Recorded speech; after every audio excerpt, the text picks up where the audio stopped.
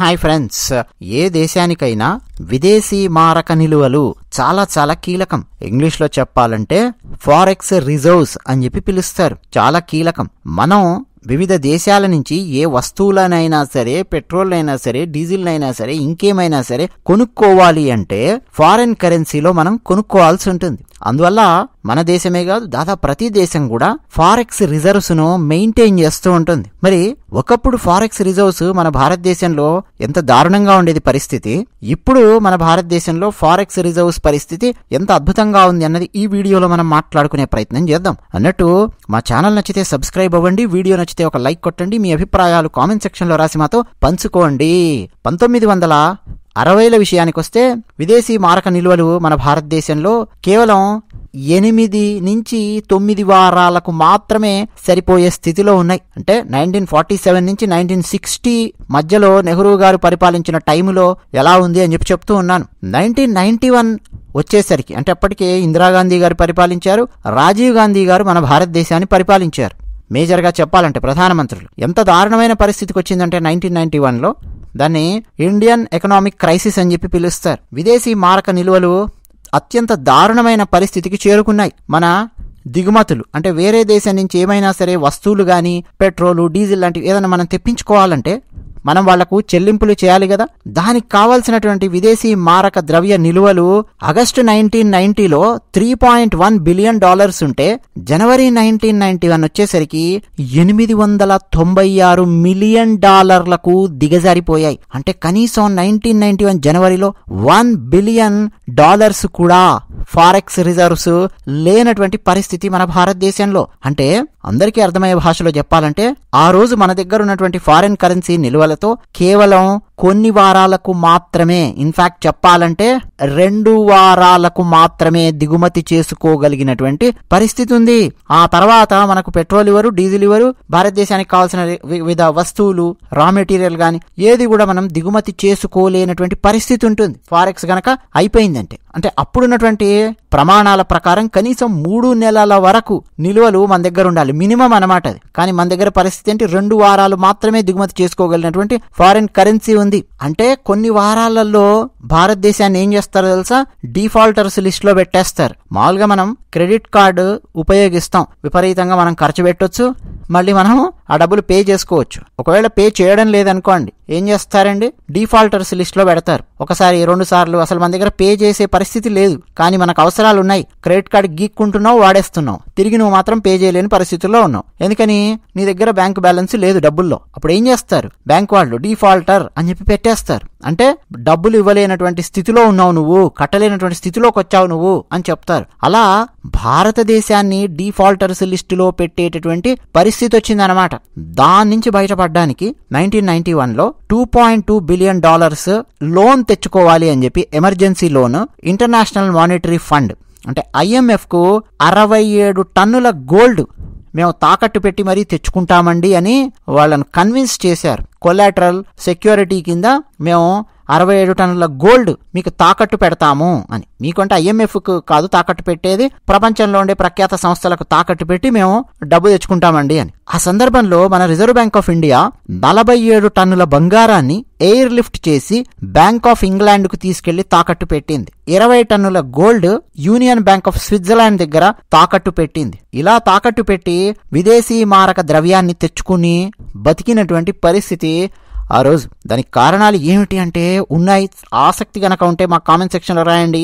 భయంకరమైన పరిస్థితి వచ్చిందన్నది నేను లోతుగా మరో వీడియోలో విశదీకరించే ప్రయత్నం చేస్తాను. ఇక మార్చి 1997 టైంకి భారతదేశం దగ్గర $29.3 బిలియన్ రిజర్వ్ ఉంది. ఒకసారి పివి నరసింహారావు గారు వచ్చిన తర్వాత ఫారెన్ ఇన్వెస్ట్మెంట్స్ కు డోర్స్ ఓపెన్ చేయడం వల్ల మన భారతదేశంలో వివిధ ప్రైవేట్ కంపెనీలు, ప్రపంచవ్యాప్తంగా ఉన్నటువంటి ప్రైవేట్ కంపెనీలు మన భారతదేశంలో పెట్టుబడులు పెట్టడం మొదలుపెట్టాయి. వాళ్ళు ఏ రూపంలో పెట్టుబడులు పెడతారు, డాలర్స్ రూపంలో పెట్టుబడులు పెడతారు. సో అలా మన దగ్గర విదేశీ మారక నిల్వలు పెరిగే పరిస్థితి వస్తుంది. ఫారెక్స్ రిజర్వ్స్ భారతదేశంలో $100 బిలియన్ మార్కును టచ్ అయింది 2004లో. అంటే వాజ్పేయి గారు పరిపాలించినటువంటి 5 ఏళ్ల తర్వాత లెక్కలు తీస్తే $100 బిలియన్ మార్క్ టచ్ అయ్యింది. ఫైనాన్షియల్ ఇయర్ 2009లో పరిస్థితి ఏంటో తెలుసా? అంటే ఒక 5 ఏళ్లు మన్మోహన్ సింగ్ గారు పరిపాలించిన తర్వాత డాలర్ కి అగైనెస్ట్ గా 22% డిప్రిషియేషన్ వచ్చింది రూపీకి. సో స్పాట్ మార్కెట్స్ లో $35 బిలియన్ ను అమ్మేసింది మన భారత ప్రభుత్వం. అది పరిస్థితి. అదే ఇయర్ 2009లో భారతదేశము 200 టన్నుల గోల్డ్ ను ఇంటర్నేషనల్ మానిటరీ ఫండ్ నుంచి కొనుక్కుంది. దాని వరకు అప్పట్లో $6.7 బిలియన్. సో ఇవన్నీ చేసుకుంటూ వచ్చారు. ఇక నరేంద్ర మోదీ గారు గద్దెనెక్కడం కంటే ముందు లెక్కలు తీస్తే, అంటే మార్చ్ 2013 లెక్కల ప్రకారం చూస్తే మన భారతదేశంలో $292 బిలియన్ ఫారెన్ కరెన్సీ ఉంది. మరి ఇప్పుడు ఫారెన్ కరెన్సీ ఏ స్థాయిలో ఉంది అంటే భారత విదేశీ మారక ద్రవ్య నిల్వలు గరిష్ట స్థితికి చేరుకున్నాయి. $622 బిలియన్ కు పెరిగాయి. అటు ఇటు $1-2 బిలియన్ ఫ్లక్చుయేషన్ వస్తూ ఉంటుంది ఒక్కొక్క వారం చూస్తూ ఉంటే.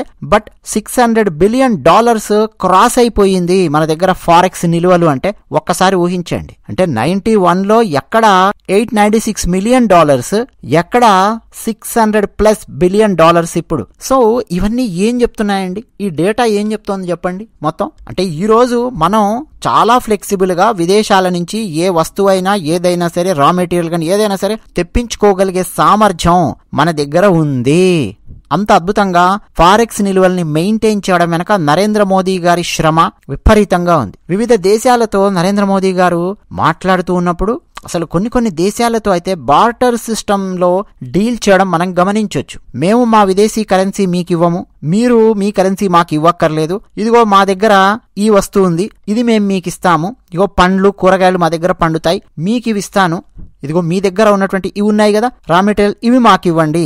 ఇట్లా డీల్ చేస్తూ వచ్చారు నరేంద్ర మోదీ గారు. సో మన పాకెట్లో నుంచి $1 బయటికి వెళ్ళదు. ఇప్పుడు వాడి దగ్గర కూడా, వేరే దేశం వాడి దగ్గర నుంచి కూడా నువ్వు కూడా $1 నాకు ఇవ్వక్కర్లేదు, ఇగో ఇట్లా డీల్ చేద్దాం గానీ అని చెప్పి కొన్ని డీలింగ్స్ అలా చేసుకుంటూ వచ్చారు. కొన్ని సందర్భాలలో యుద్ధం లాంటి పరిస్థితులు అవన్నీ వచ్చినప్పుడు పెట్రోల్ రేట్లు, డీజిల్ రేట్లు అవన్నీ తగ్గించకుండా అలాగే మెయింటైన్ చేస్తూ వచ్చారు. కొంతమంది అరవడం మొదలెట్టారు, కేకలేయడం మొదలెట్టారు, ఏం పర్వాలేదు ఇలాగే మెయింటైన్ చేస్తాను అని చెప్పి మెయింటైన్ చేసుకుంటూ వచ్చారు. మహా అయితే 4 ఓట్లు తక్కువ పడతాయి అంతే కదా, పర్వాలేదు, భారతదేశానికి విదేశీ మారక నిల్వలు మిగులుతాయి, ఎక్కువగా ఉంటాయి అని చెప్పి నరేంద్ర మోదీ గారు అట్లా హ్యాండిల్ చేసుకుంటూ వచ్చారు. జనరల్ గా అండి ఎప్పుడైనా సరే విదేశీ మారక నిల్వలు మొత్తం టోటల్ రిజర్వ్స్ మనం తీసుకుంటే అవి 4 భాగాలుగా ఉంటాయి. ఆ 4ని కలిపితే టోటల్ రిజర్వ్స్ వస్తాయన్నమాట. Foreign currency assets, gold reserves, special drawing rights, reserve position in IMF, ఇవన్నీ కలిపితే ఎంత డబ్బు వస్తుందో అదనమాట మన విదేశీ మారక నిల్వలు. 2019లో అండి $454 బిలియన్ USD మన దగ్గర ఫారెన్ రిజర్వ్స్ ఉన్నాయి. అదే విత్ ఇన్ 1 ఇయర్ 2020 వచ్చేసరికి $581 బిలియన్ అయింది మన దగ్గర. ఆ తర్వాత కోవిడ్ రావడము, రకరకాల సమస్యలు. 2021 వచ్చేసరికి $635 బిలియన్ టచ్ అయ్యింది. 2022 వచ్చేసరికి డిసెంబర్లో మళ్ళీ $562 బిలియన్ అయ్యింది. 2023 వచ్చేసరికి $586 బిలియన్ అయింది. డిసెంబర్ 31, 2023 లెక్కలు చూస్తే $620 బిలియన్ అయ్యింది. ఫిబ్రవరిలో పోయిన వారం లెక్కలు చూస్తే $622 బిలియన్ అయింది. ఈ రోజు లెక్క చెప్పాలంటే $617 బిలియన్ ఫారెక్స్ కరెన్సీ మన దగ్గర ఉంది. మేజర్ కరెన్సీస్ అండి USDలో, యూరోస్ లో, GBP అంటే గ్రేట్ బ్రిటన్ పౌండ్స్, ఈ మూడింట్లో మేజర్ కరెన్సీస్ మన దగ్గర ఉన్నాయి. దేనికి ఇదంతా అంటే to facilitate international trade, provide liquidity, ఇవన్నీ అనమాట. ఎప్పుడైనా సరే అండి ఇంపాక్ట్ ఎలా ఉంటదంటే ఫారెక్స్ రిజర్వ్స్ ఉంటే స్టెబిలిటీని పెంచుతుంది, శక్తి సామర్థ్యాలను, ఆర్థిక పరంగా దేశం యొక్క శక్తి సామర్థ్యాలను ఫారెన్ కరెన్సీ నిల్వలు పెంచుతాయి. ఆర్థిక పరంగా ఆత్మవిశ్వాసాన్ని పెంచుతాయి ఫారెన్ కరెన్సీ నిల్వలు అన్నది. సో ఆ స్థాయిలో తీసుకెళ్లి పెట్టారు భారత ప్రధాని నరేంద్ర మోదీ గారు. అలాగే IMF స్టాండర్డ్స్ ఉంటాయండి, దాంట్లో మనం మెయింటైన్ చేస్తూ వస్తున్నాం అనుకోండి, అమౌంట్ మెయింటైన్ చేస్తూ వస్తుంటే అంతర్జాతీయంగా మన ఆర్థిక బలం ఏ స్థాయిలో ఉందో అది చాటి చెప్తుంది. ఫర్ ఎగ్జాంపుల్ IMF దగ్గర మనం మెయింటైన్ చేస్తున్నటువంటి ఫారెక్స్ $4.8 బిలియన్ ఉంది. February 9, 2024 డేటా చెప్తూ ఉన్నాను. సో గవర్నమెంట్ పాలసీస్ అనేవి చాలా కీలకమండి. ఫారెన్ ట్రేడ్ కు సంబంధించి కానీ, ఇన్వెస్ట్మెంట్ కి సంబంధించి కానీ, ఫిజికల్ మేనేజ్మెంట్ కి సంబంధించి కానీ చాలా కీలకం ఈ ఫారెక్స్ రిజర్వ్స్ మెయింటైన్ చేయడంలో. సో గవర్నమెంట్ పాలసీస్ అద్భుతంగా ఉన్నాయి ప్రస్తుతం. అలాగే పొలిటికల్ స్టెబిలిటీ కూడా చాలా ఇంపార్టెంట్. భారతదేశంలో పొలిటికల్ స్టెబిలిటీ గత కొంతకాలంగా మనం చూడొచ్చు.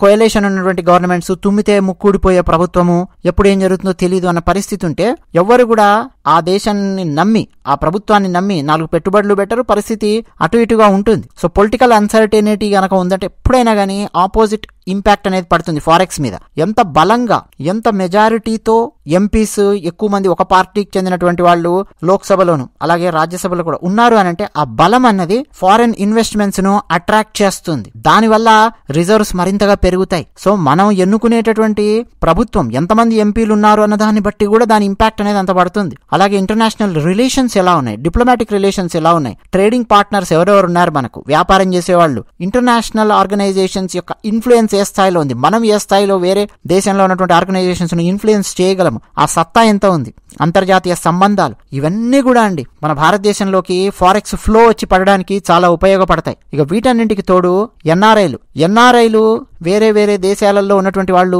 భారతదేశానికి డబ్బు పంపిస్తుంటారు. రెమిటెన్స్ అని చెప్పి పిలుస్తాం మనము. వాళ్ళు పంపించేటటువంటి డబ్బు ఫారెన్ కరెన్సీ రూపంలో వచ్చి చేరుతూ ఉంటుంది. నిజానికి 1990s లో గల్ఫ్ వార్ వచ్చి చాలా దారుణంగా ఉన్నప్పుడు పరిస్థితి మన భారతదేశము ఇంకా కొన్ని నెలలు అలా సస్టైన్ అయిందంటే కారణము మధ్య ఆసియా దేశాలలో ఉన్నటువంటి ఎన్ఆర్ఐలు పంపించినటువంటి డబ్బు అండి. ఆ టైంలో గనక మధ్య ఆసియా దేశంలో మన సోదరులు ఎన్ఆర్ఐలు గనక అక్కడ గనక లేకపోతే, వాళ్ళు గనక దీనార్లు అవన్నీ గనక భారతదేశానికి పంపించకపోయి ఉంటే ఫారెక్స్ నిలువల మీద చాలా చాలా ఇంపాక్ట్ పడేది. సో ఎన్ఆర్ఐలు పంపించేటటువంటి డబ్బు, ఎన్ఆర్ఐలు ఎంత ఎక్కువ మంది ఉన్నారు, ఎంత ఎక్కువ మంది పంపిస్తున్నారు భారతదేశానికి డబ్బు అంటే అది చాలా చాలా కీలకమైన పాత్ర పోషిస్తుంది. సో ఓవరాల్ గా అండి $600 బిలియన్ మార్కును దాటేసింది భారత ఫారెక్స్ కరెన్సీ నిలువల యొక్క సంఖ్య. ఈ నెంబర్స్ అన్ని మీరు గుర్తుపెట్టుకోండి. ఫారెక్స్ ఎలా పెరుగుతుంది, ఎలా తరుగుతుంది, ఏం జరుగుతుంది, ఏంటి దాని ఇంపాక్ట్ ఏంటి అనేది మనకు ముందు బాగా తెలుస్తుంది. అందుకే అండి మనం ఓటేసేటప్పుడు చాలా కీలకం. ఏ పార్టీ ఓటేస్తున్నాము, ఏ పార్టీ భారతదేశాన్ని అడుక్కు తినే పరిస్థితికి తీసుకొస్తుంది, ఏ పార్టీ భారతదేశాన్ని అత్యధికంగా పెట్టుబడులు మన భారతదేశం లోపలికి వచ్చి బలోపేతం చేయగలుగుతుంది అన్న సామర్థ్యం మనకు ఉండాలి, చదువుకునే వాళ్ళు, ఓట్లు వేసే వాళ్లకు. అందుకోసం అని చెప్పి ఈ వీడియో అదే విషయం. ధన్యవాదాలు.